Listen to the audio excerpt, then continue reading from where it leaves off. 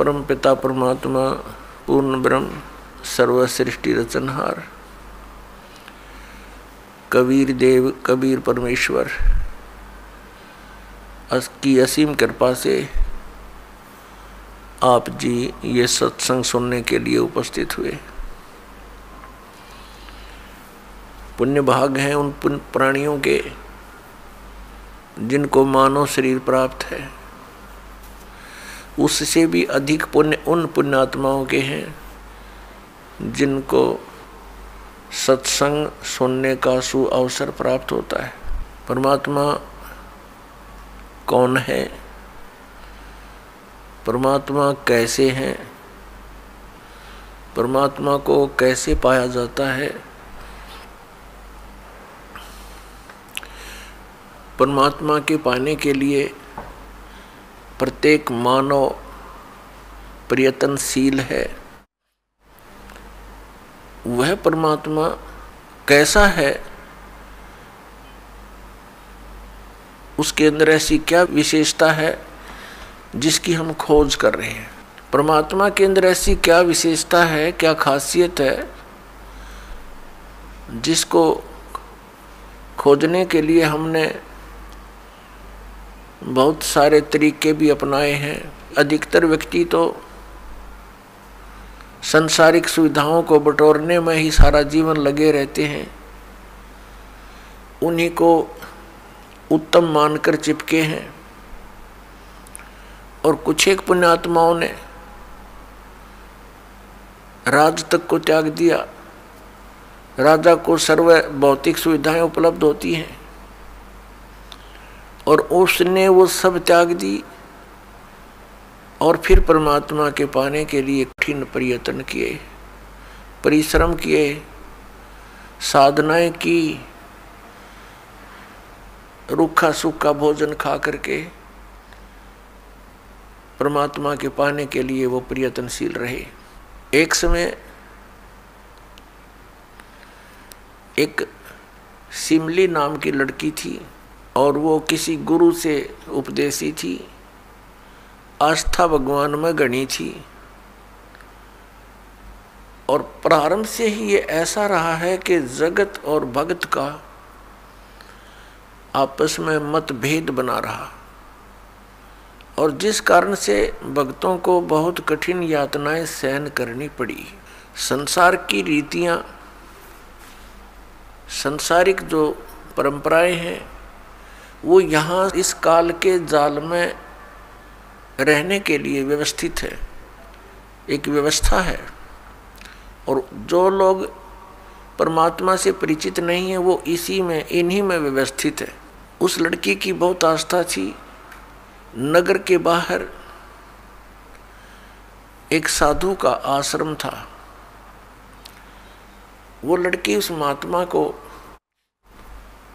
आहार करा के आती थी, उनकी सेवा भी करती थी और शाम के समय अपने घर आ जाती थी। कुल के लोगों ने, परिजनों ने बहुत कुछ प्रतिबंध लगाए लेकिन लड़की नहीं मानी। उस सिमली का एक भाई था, मंसूर नाम था उसका। उसको अन्य व्यक्तियों ने कहा कि आपकी बहन शाम के समय और गैर टाइम को वक्त जाती है संत के आश्रम में। देख ले भाई, इज्जत का सवाल है और पूरे नगर में चर्चा चलती है अपनी बहन को बनाकर। अब मंसूर ने सोचा भी पहले ये देख तो लूं, वास्तव में वहां उस आश्रम में ऐसा क्या है। इस दृष्टिकोण से जब उसकी बहन शाम के समय प्रतिदिन जाती थी साधु का भोजन लेकर, जिस दिन घरवाले भोजन नहीं देते थे तो वैसे जाती थी, उनकी सेवा कराती थी, कोई कपड़े धोआती थी, कुछ देर उनकी चरण दबा देती थी। अब मंसूर ने, भाई ने सोचा कि सीधा संत से बोलना अच्छा नहीं होता, साधु संत बड़े सहनशील होते हैं, और सिद्धि युक्त होते हैं, अपराध के विषय में कुछ उठपटांग कहना हानिकारक हो सकता है। उसने क्या किया कि आश्रम के बाहर खड़ा हो गया और जैसी भी कच्ची पक्की कोई द्वार थी उसके अंदर कोई सुराख था। उस सुराख से वो देखने लगा, छोटा सा आश्रम था, को 100 गज का होगा, गणित करना 150 गज का, और उसमें एक झोंपड़ी डली हुई थी। संत जी बाहर बैठे थे, गर्मियों के दिन थे, चंद्रमा की रोशनी थी। तो उसने देखा कि लड़की ने जाके भोजन कराया महात्मा को, फिर बर्तन साफ किए, 1-2 कपड़ा धोआ, फिर महाराज जी के चरणों को दबाने लगी, सेवा करने लगी। तो क्या हुआ कि ऐसे उस महात्मा ने हाथ किया, आकाश से एक अमृत का प्याला आया, संत ने पिया, आधा उस बेटी को दिया। संत ने कहा कि बेटी, इसमें से थोड़ा सा एक नालायक व्यक्ति खड़ा है, उसके भी मार दे एक छींट, इस सुराख के अंदर से जा और उसके भी लगा दे, थोड़ी सी कल्याण हो जा, एक नालायक व्यक्ति खड़ा है। अब उसने जाकर के, लड़की ने आदेश पालन करना था, सुराख में से ऐसे कर दिया। उसने देखा कौन है, कैसे है, तो उसके भी जीभ पर वो थोड़ा सा अमृत की छींट लगी। एकदम उसके हृदय में एक विशेष प्रेरणा हुई कि मैं बहुत पापी हूँ, मैं नीच हूँ, और ऐसे पाक साफ महापुरुष के विषय में मेरे मन में दोष आया।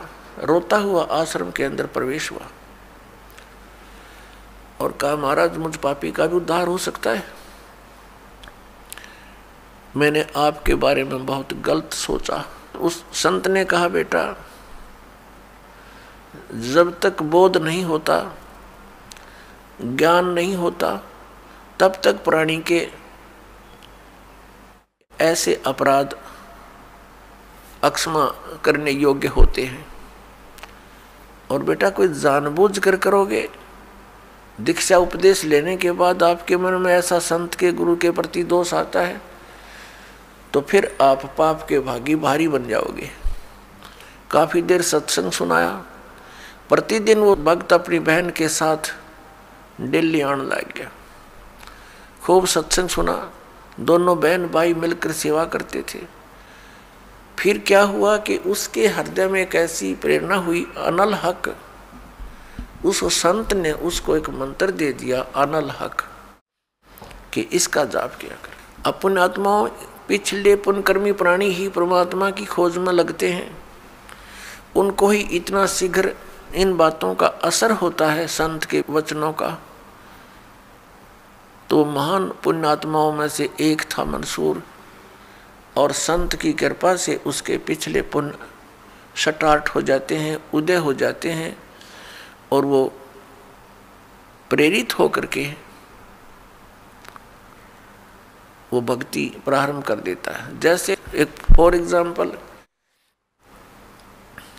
जैसे कोई कटोरी में घी डाल रखा है, उसमें एक ज्योति भी रखी है, और वो ज्योति जला रखी थी, बुझ गई, घी भी है उसके अंदर, बनी बनाई बाती भी उपलब्ध है। एक सीख लगाने की आवश्यकता है, वो जग जाएगी। तो जितने भी पुण्यकर्मी प्राणी हैं, जो भी साधु संत महापुरुषों के प्रवचन सुनते हैं, किसी भी संत के, चाहे उसने भक्ति मार्ग का कति ज्ञान नहीं, लेकिन भगवान की महिमा तो वो भी सुना ही देते हैं। तो उससे क्या होता है कि वह ज्योत जग जाती है। अब वह ज्योत तक जगगी, जब तक पूर्व जन्म का उसके अंदर घी है, यानी पुण्य है, तो वो जगेगी, प्रेरणा बनी रहेगी भगवान के पाने की। यदि आगे उसमें विधि, घी उसके पास नहीं है डालने के लिए, तो वो ज्योति भी जल जाएगी और घी भी समाप्त हो जाएगा और सारा कटोरा व कटोरी काली हो जाएगी। तो पुण्यात्मा उस अनल हक मंत्र के गुरु जी ने दे दिया जो मंत्र देना था उसको। अनल हक का अर्थ होता है अहम ब्रह्मास्मि, मैं ही ब्रह्म हूं, मैं ही परमात्मा हूं, अनल हक। हालांकि ये कोई मंत्र वंत्र नहीं था, लेकिन उस मंसूर के अंदर वो पूर्व जन्म का घी और ज्योति रह रही थी, वह जगेगी। अब उस मंत्र से भविष्य में तो कोई लाभ उसको होना नहीं था, क्योंकि वो चार्जर ठीक नहीं था। पूर्व जन्म की बैटरी से उसमें इतना प्रभाव था, इतने पुण्यों से, कि उसने अनल हक कहना शुरू कर दिया कि मैं ही परमात्मा हूँ। अब भोली आत्माओं पुण्यात्माओं को जैसा भी गुरु ज्ञान देता है वो तो दृढ़ होते हैं। गुरु जी ने 2 दूना 6 कह दिया तो वो 6 ही बोलते रहेंगे। घरवाला कहेगा, कोई उसको बताना चाहेगा, वो नहीं मानेगा, कहता नहीं मेरे गुरु जी ने ऐसे ही बोला। तो अबोध बच्चे ऐसे ही होते हैं। इस बात का ज्ञान पूरे मुसलमान धर्म में हुआ, क्योंकि वो मुसलमान धर्म से संबंधित था। और मुसलमान धर्म ये मानता है कि जीव ब्रह्म नहीं हो सकता। वैसे तो जीव ब्रह्म हो ही नहीं सकता, ये तो अंडरस्टूड है। जीव तो ब्रह्म है ही नहीं, ब्रह्म अलग है, जीव अलग है। ब्रह्म मीन भगवान, जो जीव का भी उत्पत्ति करता है। लेकिन मुसलमान धर्म ये मानते हैं कि पृथ्वी पर परमात्मा नहीं आ सकता। वह तो 7वें आसमान में रहता है, 7वें स्वर्ग में। और कोई ये कहता है कि पृथ्वी पर परमात्मा है, वो दंड का अधिकारी है, वो भ्रमित कर रहा है, मुसलमान धर्म के विधान को बिगाड़ रहा है। इस कारण से मंसूर को बहुत बार समझाया, राजा तक बात गई,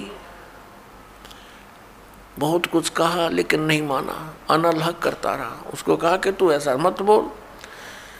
अब साधु को तो कोई बोल नहीं सका था कि वो क्या मंत्र दे रहा है, लेकिन पब्लिक के अंदर जब बात आ जाती है तो वो अपना पूरा जोर शोर से विरोध करते हैं। अब क्या हुआ कि वो नहीं माना तो उसको चौराहे पर खड़ा कर दिया, बांध दिया उसको चौराहे पर। और फिर क्या कहा कि या तो तू अनल हक कहना छोड़ दे, नहीं तो तेरे पत्थर मारेंगे। उसने फिर कहा अनल हक, क्योंकि वो तो मदमस्त हो गया था, अलमस्त हो गया था। ऐसी स्थिति पूर्वजन्मों के पुण्यों से होती है, और भविष्य की भक्ति नहीं होती है तो वो नष्ट हो जाता है उस जीवन ऐसी पुण्य आत्मा का। तो उसको सजा दी गई कि पूरे नगर के व्यक्ति इसको पत्थर मार मार के इसका वध करेंगे। ऐसी सजा दें ताकि और भी कोई ऐसी हिम्मत ना करे। तो सभी लाइन में आ रहे थे और पत्थर मार रहे थे, तू पापी है, पत्थर मार रहे थे, निकल जाते थे। अब उसकी बहन सिमली का भी नंबर आ गया। जब और पत्थर लगा रहे थे वो हंस रहा था, अनल हक अनल हक हंस रहा था। और जब उसकी बहन सिमली का नंबर आया, वो भी लाइन में खड़ी थी। तो बहन ने सोचा पत्थर तो मैं नहीं मारूंगी, लेकिन लोक लाज में आके उसने फूल उठा लिया कि मैं फूल मार आऊंगी उसके। यहाँ ये लोग भी ना मेरा विरोध करेंगे और भाई का चोट भी ना लगेगी। उसने फूल मारा, फूल मारते ही वो रोने लग गया, बहुत बुरी तरह रोने लगा। तब सिमली ने कहा कि भाई लोग तेरे पत्थर मार रहे थे, उनके पत्थरों से नहीं रो रहा था, और तू मेरे फूलते रोने लग गया।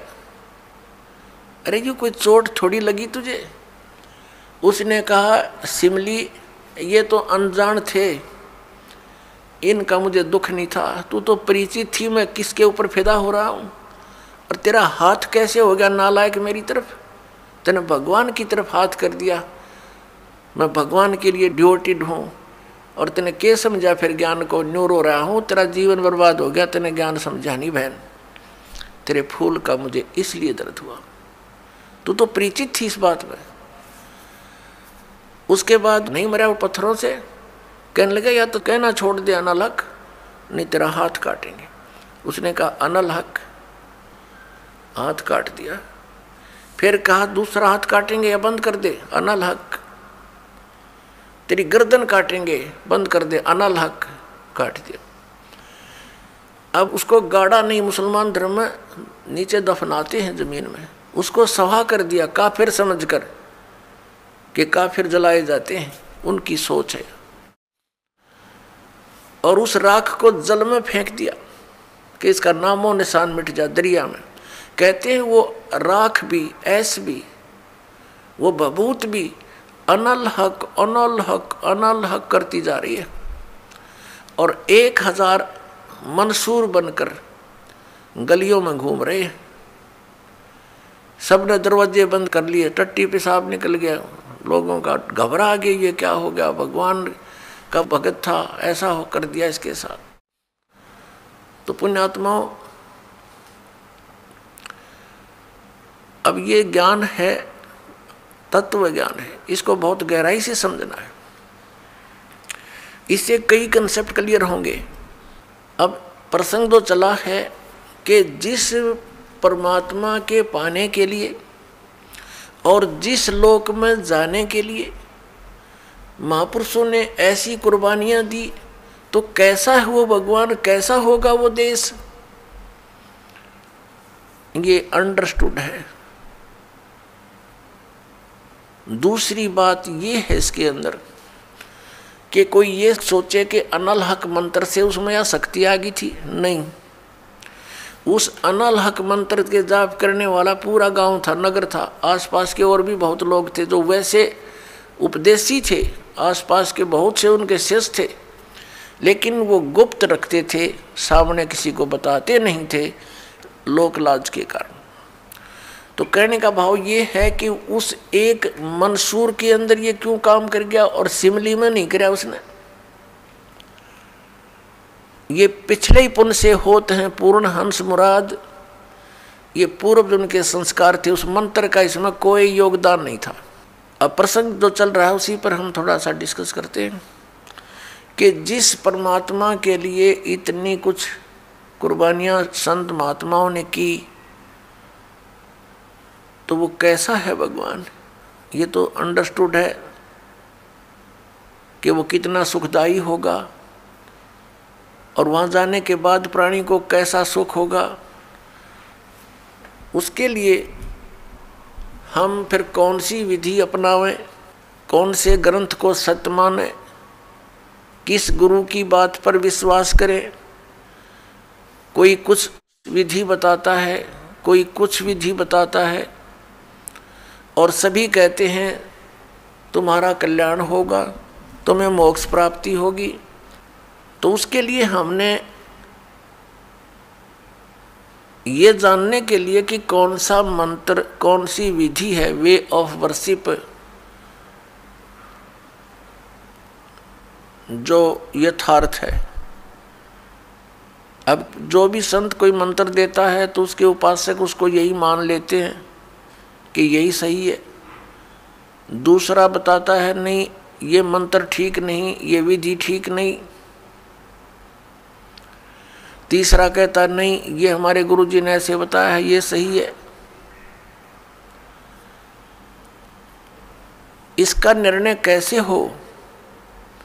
जैसे किसी अपराध के ऊपर कुछ अधिवक्ता, एडवोकेट आपस में डिस्कस करते हैं। एक कहता है इस अपराध के ऊपर ये धारा लगेगी, दूसरा कहता नहीं इसकी ये धारा बनती है, इसका ऑफेंस इस धारा के अंतर्गत है, तीसरा कहता नहीं इसके ऊपर ये अन्य धारा लगेगी। तो उन तीनों का फैसला कहाँ होगा कि कौन सी धारा के अंतर्गत ये ऑफेंस है? वो संविधान के अंदर देखा जाएगा, और संविधान के अंदर जो लिखा है वो फाइनल है, वो धारा उसी के अंतर्गत वो ऑफेंस है, तो उसके ऊपर वही धारा होगी और उसी के आधार पर उस पर कार्रवाई कोर्ट में होगी, वो सही है। ठीक इसी प्रकार हमारे पवित्र जो शास्त्र हैं, सदग्रंथ हैं, ये सभी शास्त्र हैं जैसे पवित्र पांचों वेद, चार वेद तो ये वेल नोन है, ऋग्वेद, सामवेद, यजुर्वेद, अथर्ववेद। एक पांचवा वेद है, वो स्वयं परमेश्वर के द्वारा अपने मुख कमल से बोला जाता है। प्रत्येक युग में परमात्मा अपने उस तीसरे मुक्ति धाम से यानी सतलोक से चलकर आते हैं और अपने मुख कमल से उस यथार्थ ज्ञान पांचवें वेद को बोलते हैं। वो लिपिबद्ध कर लिया जाता है, वो पांचवा वेद होता है, वो कबीर वाणी है, वो परमेश्वर के मुख कमल से निकली सच्चिदानंद घन ब्रह्म की वाणी है। गीता जी अध्याय नंबर 4 के श्लोक नंबर 32 में गीता ज्ञानदाता कहता है कि अर्जुन, जो विधि साधनाएं आपने गीता अध्याय नंबर 25 के श्लोक 31 तक सुनी, कोई कैसी साधना करता है, कोई हठ योग करता है, कोई स्वाध्याय ही करता रहता है, कोई अन्य देवताओं की पूजा करता है, कोई कठिन घोर तप करता है, कोई अहिंसावादी है जैसे मुख पर पट्टी बांध कर नंगे पैरों घूमना, कोई केवल योग अभ्यास हठ योग करके समाधिस्थ होने की चेष्टा करता है, कोई प्राण अपान की क्रियाएं करता रहता है, कोई श्वासों को बाहर निकलते अंदर जाते देखता रहता है। इस प्रकार से सभी साधक अपनी अपनी साधनाओं को वो पाप नाश करने वाली जानते हैं, मोक्षदायक मानते हैं। यदि वो इनको गलत मान ले तो इनको छोड़ दे, क्योंकि भिन्न भिन्न साधनाएं और सभी कर रहे हैं और पाना एक परमात्मा को, तो ऐसा कभी नहीं हो सकता। उस परमात्मा के पाने की एक ही विधि है जो हमारे सदग्रंथों में विद्यमान है। तो उसके बाद बताया है कि ये सभी इस प्रकार के यज्ञ यानी धार्मिक अनुष्ठानों की जानकारी विस्तार के साथ ये चौथे अध्याय के 32वें श्लोक में श्रीमद् भगवत गीता जी में लिखा है कि इस प्रकार के धार्मिक यज्ञों की जानकारी, यज्ञ माने धार्मिक अनुष्ठानों की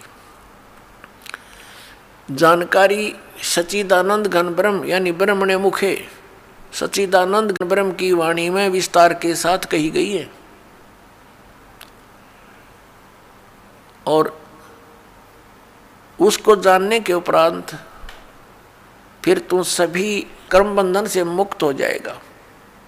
चौथे अध्याय के 34वें श्लोक में कहा कि वो तत्व ज्ञान जो परमात्मा ने अपने मुख कमल से बोला है वो तत्व ज्ञान है। उस तत्व ज्ञान को तू तत्वदर्शी संतों के पास जाकर समझ। वो तत्वदर्शी संत तुझे उस परमात्म तत्व का ज्ञान कराएंगे। इससे एक तो ये सिद्ध हो गया कि गीता ज्ञानदाता कंप्लीट नॉलेज, स्पिरिचुअल नॉलेज नहीं रखता। उसने ऑप्शन छोड़ दिया कि वो यथार्थ ज्ञान उस परमात्म तत्व का 18वें अध्याय के 62वें श्लोक में गीता ज्ञानदाता जिस अन्य परमात्मा की शरण में जाने को कह रहा है, उसकी जानकारी कहते हैं उस तत्वदर्शी संतों के पास जाकर समझ, वो बतावेंगे। गीता ज्ञानदाता नहीं जानता। तो वहां क्या बताया है कि वो सच्चिदानंद घन ब्रह्म की वाणी वो सूक्ष्म वेद है। यहाँ गीतानुवादकर्ताओं ने चौथे अध्याय के 32वें श्लोक में अनर्थ कर दिया। ब्रह्मणे मुखे एक शब्द है इसके अंदर मूल पाठ में, उन्होंने इसका अर्थ गलत कर दिया, वेद की वाणी लिख दिया। नहीं, वेद ज्ञान तो गीता ज्ञानदाता बोल ही रहा है। जिनको तुम वेद मानते हो, चारों वेदों का एक सारांश है ये श्रीमद् भगवत गीता। कोड वर्डों में है, अधिकतर संक्षेप में है। तो वो तो बोल ही रहा है, वो खुद कह रहा है कि पांचवा जो वेद है उसके अंदर वो लिपिबद्ध है, वो तत्व ज्ञान है। उसको तत्वदर्शी संतों के पास जाकर समझ। और फिर जैसा वो बतावें ऐसे कर। तो पुण्यात्माओं, हमारे सदग्रंथ कौन से हैं जो परमात्मा का विधान है और जिन पर हम विश्वास करेंगे और करना चाहिए? हमारे सदग्रंथ यानी शास्त्र कहो, सदशास्त्र कहो, ये कौन कौन से हैं? पवित्र पांचों वेद, 4 वेद तो अंडरस्टूड है, 5वां ही आपको बता दिया, सूक्ष्म वेद। और श्रीमद् भगवत गीता इन 4 वेदों का सारांश है और 5वें का इसमें हिंट दिया है। ये तो है गॉड गिवन स्पिरिचुअल नॉलेज, परमात्मा दत्त, प्रभु दत्त है ये, ब्रह्म दत्त है ये। और फिर 18 पुराण ये अध्यात्म ज्ञान को समझने के लिए सहयोगी हैं। और इनके अंदर जो वे ऑफ वर्शिप लिखी है, यदि वो वेदों से मिलती है, श्रीमद् भगवत गीता से मिलती है, तो वो तो सही है, उतना तो वेदों और गीता वाला ही ज्ञान है। बाकी उस वेद, उस पुराण के वक्ता के घर का है, उसका अपना अनुभव है। अब उसका अनुभव वेदों और गीता से नहीं मिलता तो हमें मान्य नहीं है, हमें स्वीकार्य नहीं है। क्योंकि पुराण कौन है? पुराण क्या है? ये श्री ब्रह्मा जी ने बोला ज्ञान है। ये 4 वेद, ऋग्वेद, सामवेद, यजुर्वेद, अथर्ववेद, ये 4 वेद ब्रह्म ने अपने पुत्र रजगुण ब्रह्मा जी को दिए थे। और ये 5 वेद, ये सूक्ष्म वेद सहित ये 5 वेद पूर्ण परमात्मा ने, सत्य पुरुष ने, परम अक्षर ब्रह्म ने इस ब्रह्म के अंदर, ज्योति निरंजन के अंदर फीड कर दिए थे। और उसमें टाइम फिक्स कर दिया था कि इतने समय के उपरांत ये सब तय इसकी श्वासों से बाहर आएंगे। जैसे कोई मादा है, गाय भैंस है, वो नए दूध होती है, गर्भ धारण करती है, समय आने पर बच्चा ऑटोमेटिकली बाहर आ जाता है। तो ऐसी स्थिति परमात्मा ने, पूर्ण ब्रह्म ने हमारे लिए की थी कि ये बच्चे भगवान को भूल ना जाएं, परमात्मा की भक्ति करेंगे इन वेदों अनुसार तो इनको बहुत लाभ होगा, इन पर आपत्तियां नहीं आएंगी, कष्ट नहीं आएंगे। ये गलती से काल के साथ चले गए हैं। वो 5 वेद जब इसके श्वासों के द्वारा, ब्रह्म के श्वासों के द्वारा निकले, तो इसने उनमें देखा कैसा ज्ञान है भगवान ने दिया है। तो उसने वेदों को पढ़ा, तो 5वां वेद था, उसमें सारांश था, 4 वेदों का निष्कर्ष था और पूर्ण परमात्मा की जानकारी और उसकी वे ऑफ वर्शिप, पूजा की विधि भी लिखी थी। वो घबरा गया कि इन प्राणियों को जो मेरे अंतर्गत आगे हैं, इनको यदि पूर्ण परमात्मा का और वहाँ के सुख का ज्ञान हो गया तो ये सब भाग जाएंगी ऐसी साधना करके। इसलिए इसने उस 5वें वेद को नष्ट कर दिया। 4 वेद दे दिए जिनमें गोलमोल ज्ञान है। गोलमोल का अर्थ क्या है? भावार्थ क्या है कि इसमें महिमा तो है परम अक्षर ब्रह्म की और केवल पूजा की विधि है ब्रह्म तक की। जैसे यजुर्वेद अध्याय नंबर 40 के मंत्र नंबर 15 में लिखा है कि ओम कर्तु समर, किलबे समर, कर्तुम समर। ओम नाम का जाप काम करते करते सिमरण करो, विशेष कसक के साथ सिमरण करो, श्रद्धा के साथ, पूरी आस्था के साथ, और मनुष्य जीवन का मूल कार्य जानकर ओम नाम का स्मरण करो। ये ओम नाम ब्रह्म का और महिमा इसमें बता रखी है। परम अक्षर ब्रह्म है जिसकी पूजा से पूर्ण मोक्ष होता है, उसके ऐसे चिन्ह हैं, वो ऐसी लीला करता है। अपने आत्माओं, दास के सत्संग में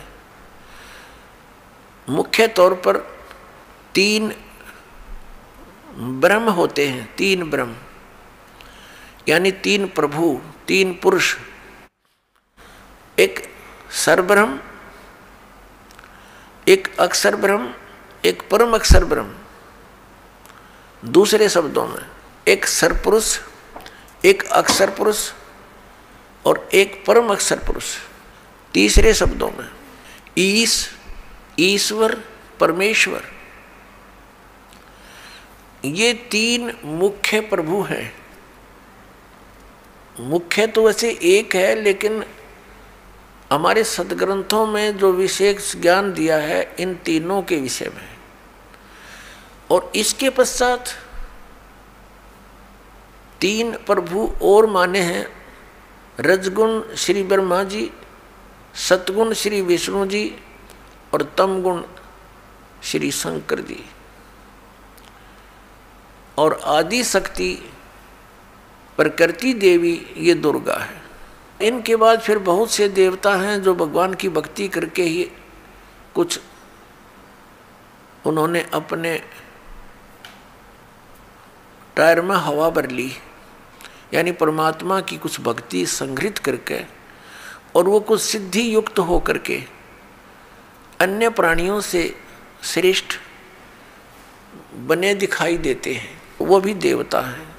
यानी श्री ब्रह्मा जी, रजगुण श्री विष्णु, सतगुण श्री शिव जी, तमोगुण ये अन्य देवताओं में हैं, और ये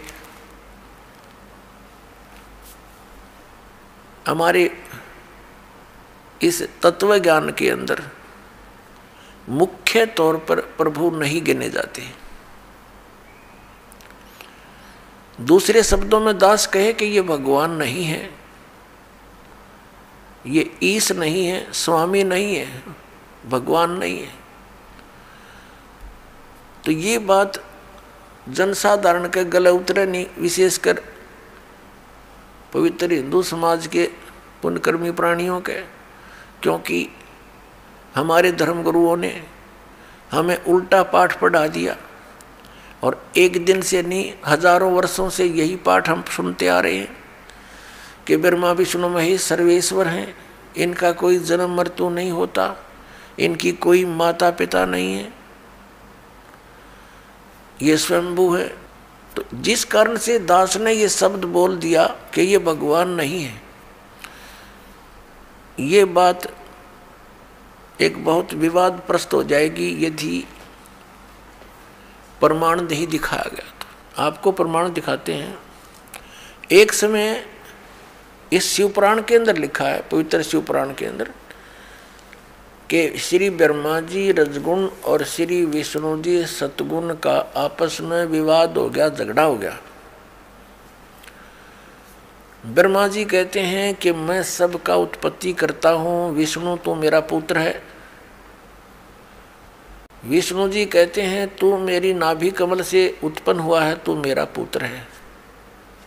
वो कहता है मैं तेरा बाप, वो कहता है मैं तेरा बाप। दोनों का युद्ध हो गया। उस युद्ध की शांति के लिए इस काल भगवान ने, जो इनका पिता है,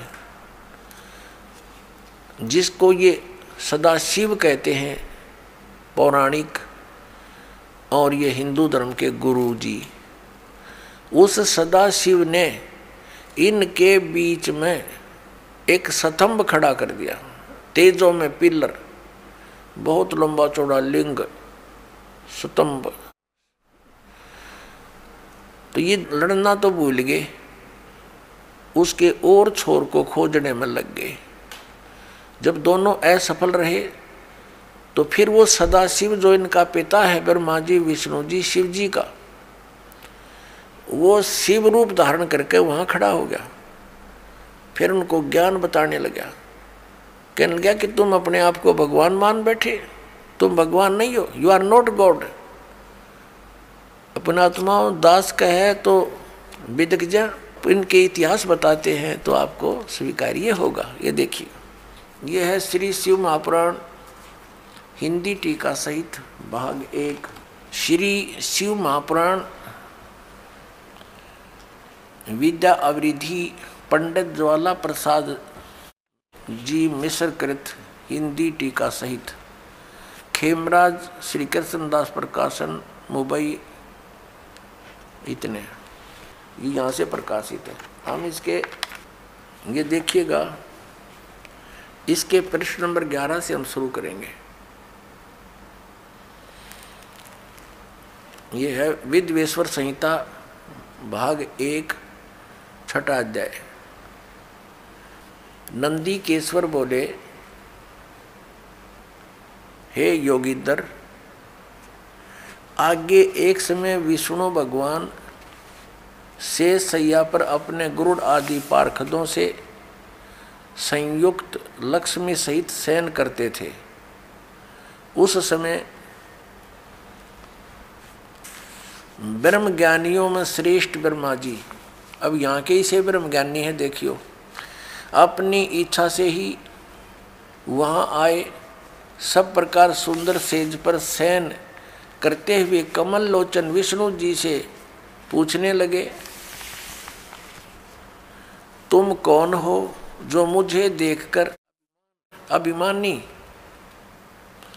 पुरुष के समान शयन करते हो? हे वत्स, हे बेटा। ब्रह्मा जी कह रहे हैं विष्णु जी को, हे वत्स, हे बेटा, उठो, देखो मैं तुम्हारा स्वामी आया हूँ, तेरा मालिक आया हूँ। आए हुए गुरु को देखकर जो अभिमान करता है, उस द्रोही मूढ़ का प्रायश्चित होना उचित है। यह सुनकर विष्णु जी के अंतर में तो क्रोध हुआ, अंदर तो बड़ा गुस्सा आया, पर ऊपर तो शांत बने रहे, परंतु बाहर से शांत रहे और बोले, हे वत्स, हे बेटा, तुम्हारा मंगल हो, बैठो, इस आसन पर विराजमान हो। अब विष्णु जी कहे, उसने ब्रह्मा जी को कहा, जा बेटा बैठ जा। इस समय तुम्हारा नेत्र कुटिल और मुख वक्र यानी टेढ़ा क्यों हो रहा? गुस्से में हो रहा था ब्रह्मा जी। ब्रह्मा जी बोले, हे वत्स, हे बेटा विष्णु, तुमको समय के प्रभाव से अभिमान है। हे पुत्र, मैं तुम्हारा रक्षक और जगत का पिता मैं हूँ। विष्णु जी बोले, यह तो सब जगत मुझ में सतीत है, तुम चोर के समान किस प्रकार अपना कहते हो? तुम मेरी नाभि कमल से उत्पन्न हुए हो, इससे मेरे पुत्र हो, मुझे पुत्र कहना सर्वथा व्यर्थ है। नंदी केश्वर बोले, इस प्रकार ब्रह्मा विष्णु दोनों ही रजोगुण से मुग्ध होकर विवाद करने लगे। मैं श्रेष्ठ हूँ, मैं स्वामी हूँ, ऐसा कहकर एक दूसरे को मारने की इच्छा से युद्ध करने में उत्सुक हुए।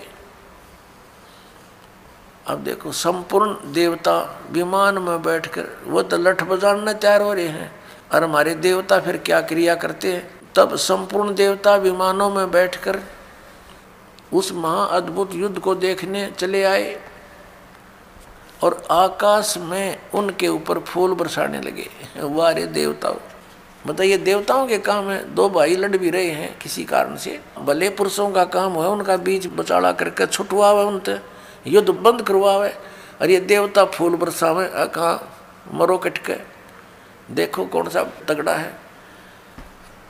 तो ये सारा काम बिगड़ा पड़ा पुण्यात्माओं इस तत्व ज्ञान के अभाव से। अब हम उस प्रसंग पर आते हैं कि जिसके अंदर ये कहा गया है इसी पवित्र पुराण में कि ब्रह्मा और विष्णु तुम भगवान नहीं हो, यू आर नॉट गॉड। देखिए, अब हम आगे हैं 17 पृष्ठ पे, और विद्वेश्वर संहिता भाग 1 अध्याय 9, ये वही प्रसंग यहां तक चल रहा। नंदी केश्वर बोले, इस प्रकार भगवान ने उन नम्र हुए। अब क्या हुआ कि उन दोनों के बीच में, अभी आपको बताया था, उन दोनों ब्रह्मा और विष्णु जो लड़ रहे थे उनके बीच में एक पिलर खड़ा कर दिया तेजों में, लिंग बहुत लंबा चौड़ा, जिसका कोई और छोर उन दोनों को नहीं मिला। और फिर ये स्वयं प्रकट हो गया। कौन? इनका पिता, ये सदाशिव बोलते हैं इसको, ये काल ब्रह्म, जिसने गीता का ज्ञान दिया। अब यहाँ देखिए, हम जो आपको दिखाया था फिर देखिए, ये पृष्ठ 17 पे विद्वेश्वर संहिता भाग 1 अध्याय 9 पर नंदीकेश्वर बोले, इस प्रकार भगवान ने उन नम्र हुए ब्रह्मा और विष्णु पर अनुग्रह करके उनके युद्ध में परस्पर उनकी सेना मारी गई थी उस सब को, यहाँ देखें, उन दोनों की अज्ञानता और वैर को दूर करने के अर्थ उनसे क्या कहा। काल भगवान ने, सदाशिव ने क्या कहा कि मेरे सकल और निष्कल यानी साकार और निराकार में भेद से 2 रूप हैं, परंतु और ईश्वर नहीं है, मेरे अतिरिक्त कोई प्रभु नहीं है। इस कारण उनके 2 रूप नहीं हो सकते, पहला सतम रूप और दूसरा पीछे मूर्तिमान रूप धारण किया। इसमें ब्रह्म रूप निष्कल है, ये निष्कल है, निष्फल नहीं, और ईश्वर रूप सगुण है। मेरे ये दोनों रूप सिद्ध हैं, दूसरे किसी के नहीं हो सकते। इस कारण तुम दोनों को अथवा दूसरों को ईश्वर तव की प्राप्ति नहीं हो सकती। तुमने जो अज्ञान से अपने को ईश माना, तुमने अज्ञान से अपने को ईश यानी भगवान माना, यह बड़ा अद्भुत हुआ। उसके दूर करने को ही मैं रण स्थान में आया। अब तुम दोनों अभिमान त्याग कर मुझ ईश्वर में अपनी बुद्धि लगाओ। मेरे प्रसाद से लोक में सब अर्थ प्रकाश होते हैं। मैं ही परब्रह्म हूँ। अब ये काल बोल रहा है, अब यहाँ विचलित कर रहा है इनको। मैं ही परब्रह्म हूँ, मेरा ही कल अकल रूप है। ब्रह्म होने से मैं ईश्वर हूँ। अनुग्रह आदि मेरा कृत्य है। सर्वव्यापी होने से और जगत के वर्धक होने से मैं ब्रह्म हूँ। हे ब्रह्म केशव, समतव और व्यापक होने से मैं आत्मा हूँ। मैं इस सब का ईश हूँ। यह मेरा है, मेरे सिवाय किसी दूसरे का नहीं है। प्रथम तो ब्रह्म तो ज्ञान के निमित्त निष्कल ब्रह्म का प्रादुर्भाव हुआ। 18वें पृष्ठ पर चलते हैं। इससे मैं अज्ञात रूप हूँ, पीछे तुम्हें प्रगट दर्शन देने के निमित्त साक्षात ईश्वर तत्क्षण ही मैं सगुण रूप हुआ हूँ। अब यहाँ ये क्या कह रहा है? श्री सदाशिव ब्रह्मा विष्णु महेश का पिता, ब्रह्मा विष्णु महेश का पिता ये सदाशिव यहाँ क्या कह रहा है?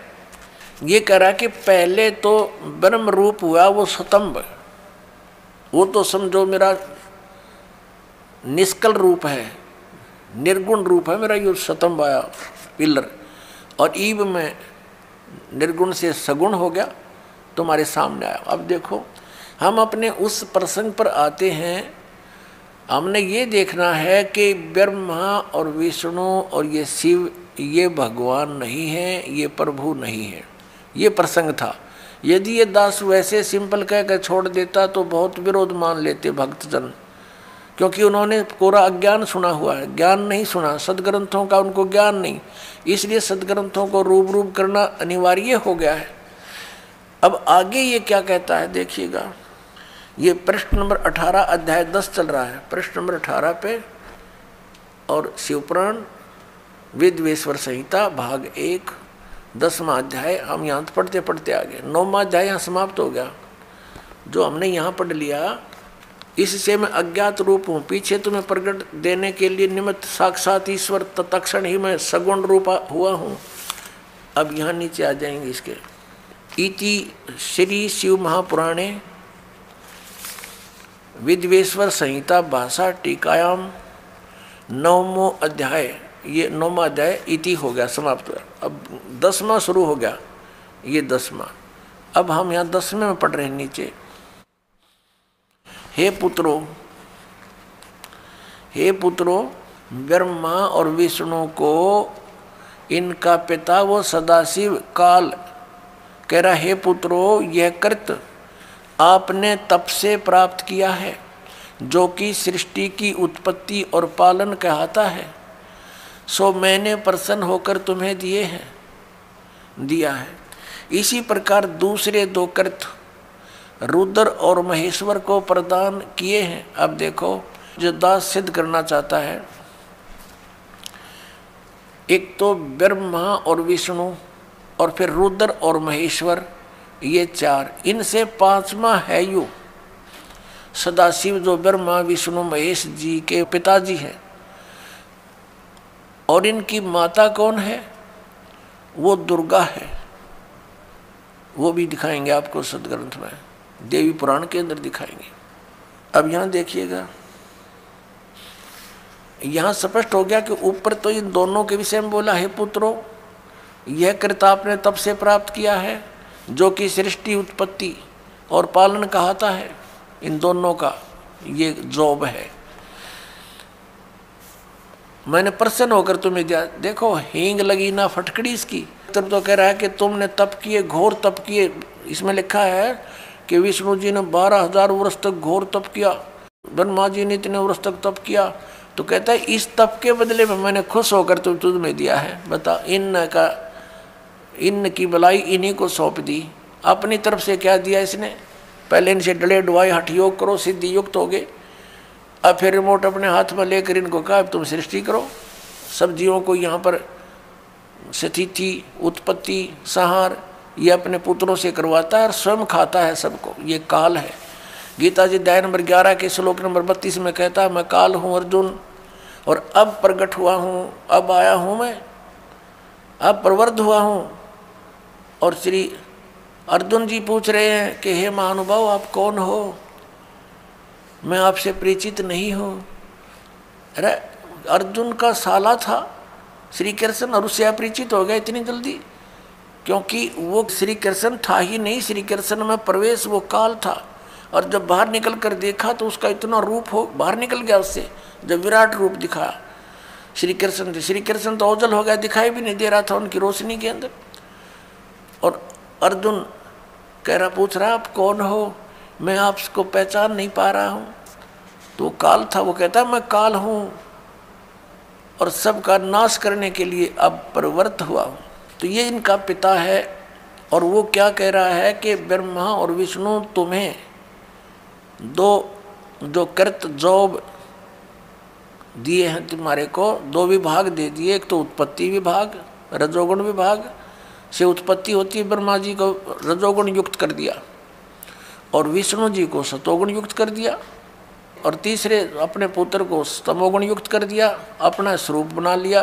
कहते सदाशिव कहता है जब ये खड़ा है कि मैं इन्हीं के रूप, ये मेरे ही स्वरूप में है।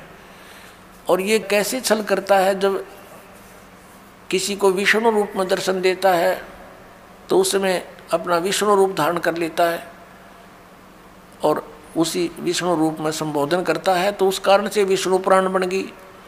और जिसमें इस शिव रूप में धारण करके किसी को ज्ञान दिया है तो उसके आधार से शिव पुराण की रचना होगी। ये है वो काल जो कहता मैं कभी अपने ओरिजिनल रूप में किसी के समक्ष नहीं होता, मेरे कर्म और जन्म अलौकिक हैं। गीता जी के अध्याय नंबर 4 के 5 और 9 में इसने स्पष्ट किया है। और साथ में कहा है कि जब धर्म की ग्लानि होती है, मैं अपने अंश, अपने आत्मा, अपने अंश अवतारों का सृजन करता हूँ, उनको यहाँ प्रकट करता हूँ, भेजता हूँ, उत्पन्न करता हूँ। जैसे श्री राम, श्री कृष्ण आदि। अब देखिएगा नीचे, अब ये दास दो सिद्ध करना चाहता है कि दो तो ये ब्रह्मा और विष्णु हो गए, इस प्रकार दूसरे दो कृत रुद्र और महेश्वर को प्रदान किए हैं। अच्छा 4 हो गए ना, एक रुद्र एक महेश्वर, और 5वां यू बोलने लग रहा। अब आगे हम चलते हैं, ये प्रमाणित करते हैं। ये देखिएगा यहाँ पर, ये प्रश्न नंबर 19 है।